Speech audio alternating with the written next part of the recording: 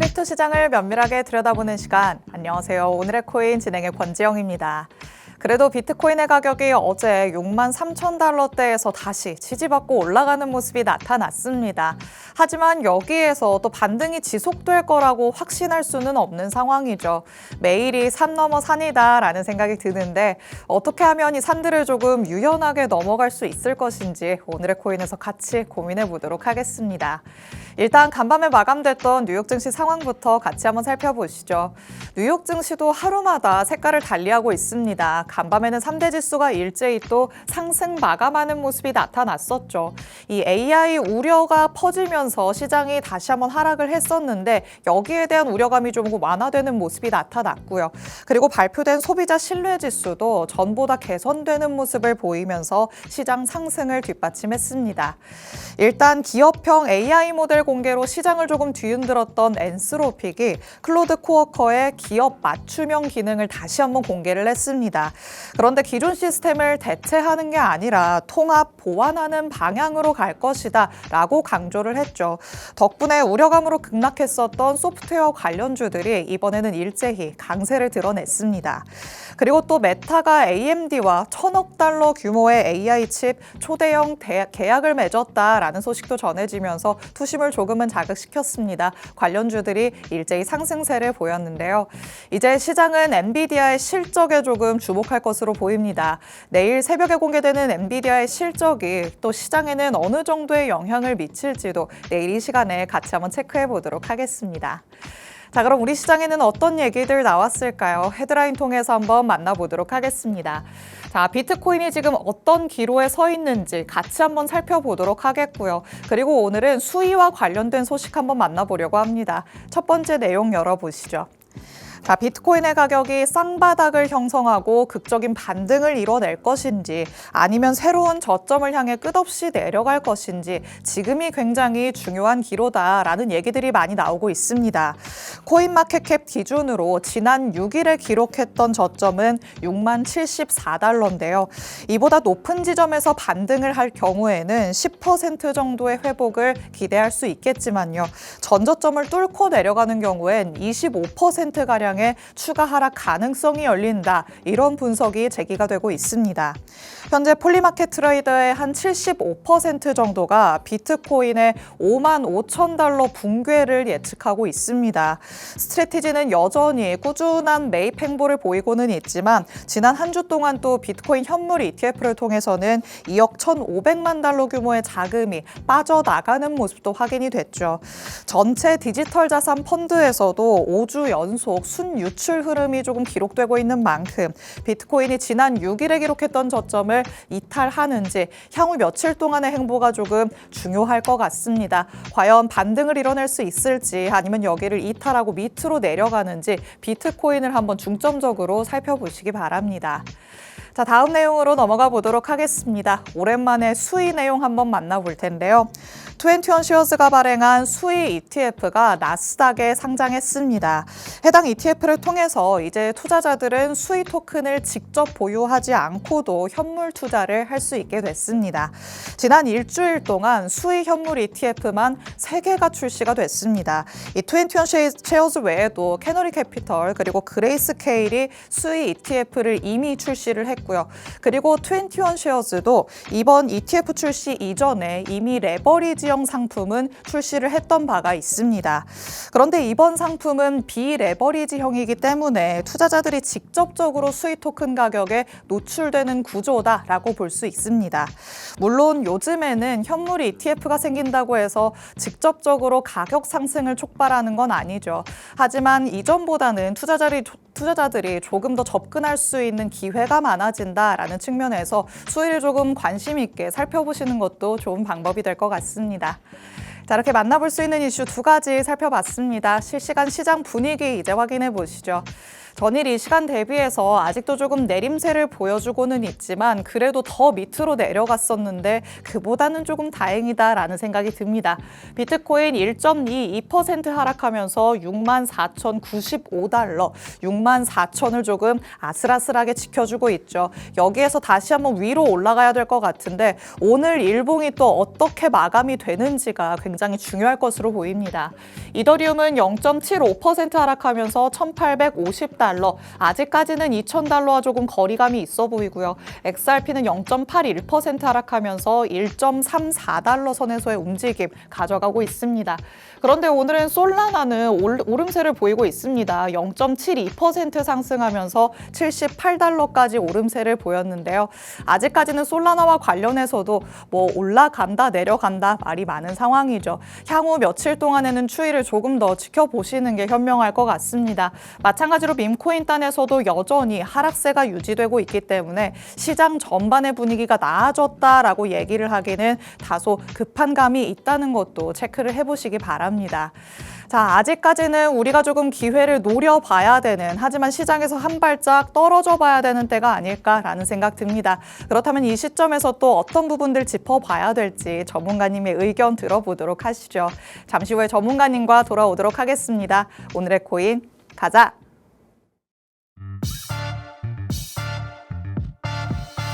수요일 오늘의 코인 본격적으로 출발해 보도록 하겠습니다.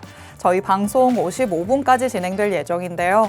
방송 끝나고 나서도 시장과 관련된 이슈들 계속 업데이트 받고 싶다라는 분들 위해서 하단에 QR코드 마련해 뒀습니다. 이 QR코드 스캔해서 정보방 안으로 입장하시면 저희 방송 끝난 직후부터 전문가님의 전략 24시간 동안 받아가실 수 있습니다. 지금 바로 스캔해서 정보방 안으로 입장해 주시기 바랍니다. 자, 그럼 오늘 저와 함께할 전문가님 이제 모셔보도록 하겠습니다. 오늘 정진영 전문가님과 함께합니다. 전문가님 어서 오세요. 네, 안녕하세요. 인사부터 해주실게요. 네, 안녕하세요. 시그널드림 센터장으로 역임하고 있는 이제 리스크 관리자 정진영 전문가라고 합니다. 현재 시장이 기속적으로 이렇게 좀 빠지고 있는 지금 시점인데 저는 개인적으로 시장이 어렵다라고는 생각되지 않습니다. 왜냐하면 비트코인 도미넌스가 빠지면서 가벼운 그런 코인들이 또 강하게 또 상승을 주는 모습을 보여주고 있습니다.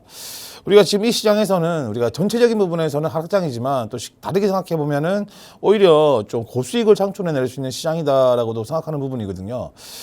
지금 우리가 이런 하락장에서도 수익이 날 수 있는 그런 내용들 한번 제가 이 방송을 통해서 전달을 좀 드리도록 하겠습니다. 네, 물론 지금 시장 안에서 대다수의 분들이 조금 어렵다라고 느끼실 것 같지만 이 안에서 분명히 수익을 창출할 수 있는 길은 열려 있다라고 얘기를 하십니다. 오히려 전문가님께서는 그런 기회들을 탁탁 잡으시면서 재미를 느끼시지 않나라는 생각도 드는데요. 전문가님 따라서 나도 같이 재미 좀 느껴보고 싶다 하시는 분들은 끝까지 귀 기울이고 집중해 주시면 좋을 것 같습니다.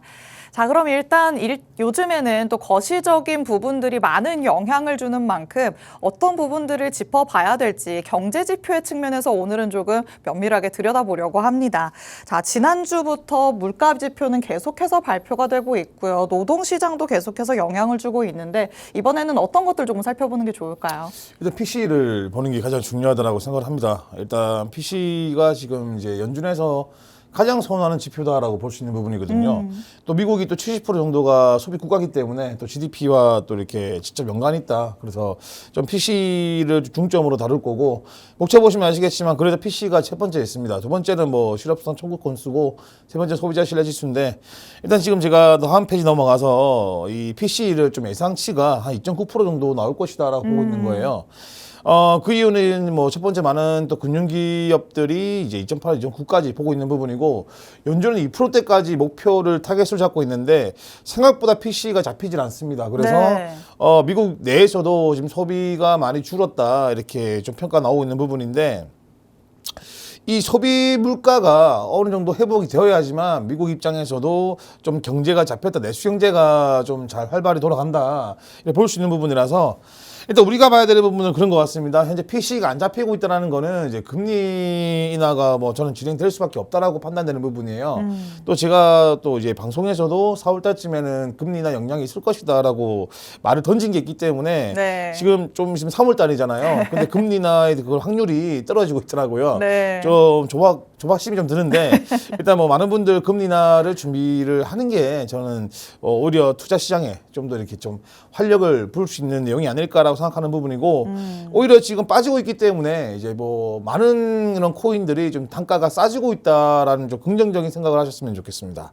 맞습니다. PC의 물가지수가 일단 지난번에도 발표가 되기는 했지만 조금 우리의 시나리오와는 다르게 흘러가고 있지 않나라는 생각이 드는 결과였기도 합니다. 그렇다면 앞으로 또 어떻게 어떻게 나올 것인가 우리가 주시를 해봐야 될 것 같은데요. 어느 정도의 예상치를 말씀해 주셨죠. 여기에 부합하는 수준으로 계속해서 나올 수 있는지, 금리 인하에 조금 더 힘을 실어주는 결과들이 언제쯤부터 나오는지 여러분도 관심을 가지고 꼭 결과가 나올 때 체크를 해보시는 게 좋을 것 같습니다. 그리고 이와 더불어서 또 노동지표들도 계속해서 발표가 되죠. 신규 실업수당 청구 건수도 일주일 새에 계속해서 나오고 있지만 이런 것들이 어느 정도의 영향을 주는지 아직까지 조금 감을 못 잡으시는 분들도 많이 있습니다. 이거는 좀 데이터가 빠르게 업데이트가 되기 때문에 매번 조금 확인을 해봐야 되는 걸까요? 아니면은 조금 주기를 설정해서 보는 게 좋을까요? 실업수당 청구 건수 같은 경우에는 제가 발표가 난 이후에 시장의 움직임을 보니까 크게 생각을 안 하고 있는 것 같습니다. 일단 지금 저는 이제 이런 그 실업수당 청구 건수에 대해서 굉장히 중요하게 생각을 했는데 네. 생각보다 이런 패드 쪽에서는 그렇게 좀 신중하게 보는 건 아닌 것 같습니다. 그래서 우리가 보는 부분에 대해서는 이제 활성화 정도만 파악을 하면 될 것 같고, 사실 제가 생각했을 때는 매크로적인 부분은 이제 비트코인 시장과는 좀 많이 연관이 좀 이제 벗어나고 있다라는 느낌을 받고 있는 부분이거든요. 그래요? 네, 그래서 우리가 이제 미국의 이런 매크로적인 부분, 이 거시경제 관련된 부분에 대해서 우리가 좀 이제 파악을 해야지만 그래서 추후적인 또 이렇게 투자 포트폴리오 구성할 수 있게 된 들어온 내용들입니다. 네. 그래서 지금 뭐 쉽게 설명드리면 밑에 이제 의미 정도만 제가 설명을 좀 드리고 싶은 부분인데, 이제 실업수당 청구 건수가 낮으면 이제 노동시장이 건조가 되겠죠. 그러면 자연적으로 소비 습관들이 결국에는 돈을 아낄 수밖에 없는 부분이잖아요. 그렇게 돼버리면 내수 경제가 죽기 때문에 금리 하방 압력이 둔화될 수밖에 없다라고 말씀을 드리고 싶고, 높으면은 이제 고용이 둔화가 됩니다. 그렇기 때문에 위험 자산이 좀 이렇게 흔들릴 수 있지만 오히려 높아야지만 금리 인하를 진행할 수밖에 없는 거거든요. 맞아요. 그래서 조금 높게 나오는 게 중요하다라고 말씀을 좀 드리고 싶네요. 결국에는 위험 자산 자체가 조금 휘청이는 것보다는 금리 인하에 초점을 맞추자 이렇게 말씀을 하시는 걸까요? 네, 맞습니다. 일단 지금 우리가 금리 인하가 왜 중요하냐면 뭐 다들 뭐 여러 번 제가 말씀을 드리지만 결국 금리 인하와 그리고 이 돈이 자금이 얼마나 풀리는지가 중요한 부분이거든요. 근데 지금 우리가 이제 그 포인트 쉽게 말하면 우리가 투자를 했을 때 저는 이렇게 생각을 해요. 투자라는 게 뭐 잘하는 능력도 있겠지만 사실은 타이밍이 중요하다고 생각하는 편이라서 네. 이렇게 지금 박앤세일하고 있고 떨어지고 있는 시점에서 금리 인하에 대한 그 파급적인 뭔가 이 불을 붙일 수 있는 그런 이제 쉽게 말하면 뭐 그런 내용들이 있으면 충분히 우리가 좀 더 좀 과하게 수익을 낼 수 있지 않을까라고 생각을 합니다. 좋습니다. 일단 실업수당 청구 건수 계속해서 일주일마다 발표가 되기 때문에 여기에 큰 의미를 두지 않는 듯한 모습이 우리 시장에서 발견이 되고는 합니다. 연준도 마찬가지이지 않을까라는 생각이 드는데요. 그렇다고 해서 노동시장 자체가 영향력이 없는 거냐? 그건 당연히 아니라는 거 알고 있으시죠? 연준이 또 고용 보고서가 나올 때에는 여기에 또 집중을 하는 만큼 매 주마다 나오는 실업수당 청구 건수가 어떻게 시그널을 보내고 있는지 우리가 방향성 탐색을 위해서는 꼭 체크를 해봐야 될 것 같습니다. 그리고 이게 높게 나오면 오히려 우리 시장에 불리한 거 아니냐, 위험자산 자체에 대한 선호 심리가 떨어지는 거 아닐까라고도 생각을 하실 텐데 일단은 금리에 초점을 맞춰야 된다라고 얘기를 하십니다. 금리 인하가 어느 정도 무게가 실린다면 유동성이 공급될 수 있고요. 조금 장기적으로 봤을 때는 우리 시장에 더 상승 탄력이 불어 넣어질 수 있는 거기 때문에 이런 측면에서 접근을 해보시는 게 오히려 더 좋은 접근법이 될 것 같습니다. 자, 그리고 다음으로는 소비자 신뢰지수도 같이 한번 만나보도록 하시죠. 간밤에 또 이게 발표가 됐는데 개선되는 모습이 나타났다 보니까 뉴욕 증시도 상승하는 모습이 나타났거든요. 네, 맞습니다. 우리 시장도 여기에 좀 영향을 받았다고 보는 게 맞을까요? 저는 그렇게 생각을 하고 있습니다. 제가 이제 뭐 지금 소비자 신뢰지수 그리고 아까 말씀드렸던 PC가 지금 굉장히 중요한 게 뭐냐면 GDP랑 직접적 연관이 되어 있기 때문에 그렇습니다. 그래서 우리가 투자를 봤을 때는 쉽게 제가 좀 설명을 해드리자면, 자, 투자 시장에 자금이 얼마큼 유입될 수 있을까라는 생각들을 기관들도 한단 말이에요. 네. 그러면 개인들에 대한 자금이 얼마큼 활성화되었는지를 보는 것 같습니다. 그래서 이 내용을 제가 들고 온 것도 이제 그런 내용 때문에 들고 왔습니다. 그래서 네. 충분히 이 의미를 제가 보자면 이제 기대보다 낮으면 소비 둔화 우려 제 확대가 또 될 수 있는 부분이고, 그럼 당연히 위험 자산 심리도 약화될 수밖에 없는 부분이거든요. 그렇죠. 반대로 말씀드리면 이제 기대 이상이면 이제 리스크온 분위기가 강화된다라고 보시면 되는 거고, 제가 여기서 한 가지 더 말씀을 좀 드리자면 이제 해시레이트 익스펙티드 해시 레이트를 좀 말씀드리고 싶어요. 최근에 보니까 채굴 강도가 높아지고 있습니다. 네. 높아지고 있다는 거는 이제 우리가 생각을 쉽게 하면 나 열심히 채굴을 했는데 가격이 떨어져 버리면 결국에는 채굴자들이 좀 기분이 나쁠 수밖에 없는 거잖아요. 그렇죠. 그래서 좀 좀 하락이 좀 가속화가 되고 있다라고 좀 평가가 되는 부분이거든요. 근데 반대로 말씀드리면 채굴 난이도가 어렵다라는 거는 그만큼 희귀성이 커진다는 뜻이기 때문에 결국에는 이제 이 크립토 시장에 대한 가치가 조금 더 높아지지 않을까. 그러면 이 부분도 이제 우리가 중장기적인 부분에서는 가격에 반영되지 않을까라고 생각하는 부분입니다. 그리고 마지막으로 말씀드리고 싶은 거는 최근에 이제 이런 SNS에 보면 이 암호화폐가 끝이다라는 내용들이 나오고 있습니다. 그런 얘기 나온 지 사실 좀 됐죠. 네, 맞습니다. 그래서 그런 내용이 나올 때 사실 우리는 이게 시작이구나라고 해야 되는 부분이고, 제가 시작하는 암호화폐 끝은요, 이제 테더 스테이블 코인에 대한 디패킹이 발생됐을 때만 저는 이 암호화폐 시장이 무너질 수밖에 없다라고 생각하는 부분이라서, 근데 지금은 굉장히 미국 시장에 뿌리 깊게 지금 다 연동이 되어 있기 때문에, 우리 앵커님 말씀하신 것처럼 지속적인 ETF 승이 나고 있고 하기 때문에 그런 일은 없을 것이다라고 한 번 더 말씀드리고 싶습니다. 좋습니다. 일단 경제 지표들이 어떻게 나오는지 잘 살펴보셔야 될 것 같고요. 우리가 지금 같은 시기에는 조금 시각을 멀리 내다보는 시각으로 가져가 봐야 될 것 같습니다. 일단 중장기적으로 놓고 본다면 우리 시장에 크게 해가 되는 그런 얘기들은 나오지 않는 상황이죠. 지금 잠깐 올해 한 해 동안에는 휘청일 수 있겠습니다만 멀리 내다보면서 이게 가치가 충분히 있구나, 본질을 파악하는 연습도 해보시는 게 좋을 것 같습니다. 자, 이렇게 오늘은 경제 지표들 조금 같이 디테일하게 만나보고 있는데요. 그러면 만나봤던 세 가지의 앞으로의 예상 방향과 이에 따른 또 시나리오도 조금 만나보도록 하겠습니다. 자, 결국에는 우리가 가장 중요하게 생각하는 물가, 그리고 노동, 여기에 소비자 심리까지, 이런 것들을 조금 어떻게 지표들을 계속해서 봐야지만 영향이 온다라고 볼 수 있을까요? 일단 지금 제가 보는 방향은 PC 같은 경우는 지속화될 것 같습니다. 그리고 이제 소비자 신뢰 같은 경우도 약세가 유지되고, 그래서 제가 말씀드린 게 이제 8주에서 9주 정도는 네. 충분히 하방 압력이 발생될 수 있다. 그러면 이제 조금씩 금리 인하 압박이 연준에 좀 들어가면서 그때부터는 이제 금리 인하에 대한 그런 이제 기대감이죠. 기대감이 발생되면서 반등이 나옵니다. 그 제가 보는 거는 이런 내용들 때문에 이 내용이 중요하다는 건 아니고요. 이 내용을 토대로 해서 우리가 비트코인이 조금 더 하락할 수 있다, 이 정도 관점을 보는 게 저는 좋아 보인다라고 생각을 하고 있습니다. 그럼 전문가님이 딱 지금 시점에 내시는 전망, 결론적으로는 어떻게 될까요? 일단 제가 실시간 차트로 말씀을 드릴 건데, 일단 저는 3월 말부터 4월 초에는 아까 우리 앵커님이 말씀하셨던 것처럼 이제 54K 부분까지는 한번 하락을 줄 것이다라고 보고 있습니다. 조금 더 하방으로 많이 단기적으로 열려 있는 건 맞다. 전문가님께서 이렇게 말씀을 하십니다. 일단 경제 지표들 우리 시장을 그렇게 도와주지는 않는 방향으로 나오고 있죠. 금리 동결 쪽으로 무게가 계속해서 실리고 있기 때문에 이와 관련해서 기조가 언제 다시 변화할 것인지 그 뉘앙스를 조금 체크해 보는 게 가장 중요할 것 같습니다. 일단은 6월 정도까지 기다려 봐야 된다라는 게 중론인 만큼 여러분도 조금 마음을 내려두시고 그에 맞춰서 대응할 수 있는 전략들 꼭 챙겨가 보시는 게 좋을 것 같습니다. 자, 그럼 전문가님이 실시간 차트 보면서 같이 한번 얘기해보자라고 하시니까요. 비트코인부터 같이 한번 살펴보도록 하시죠.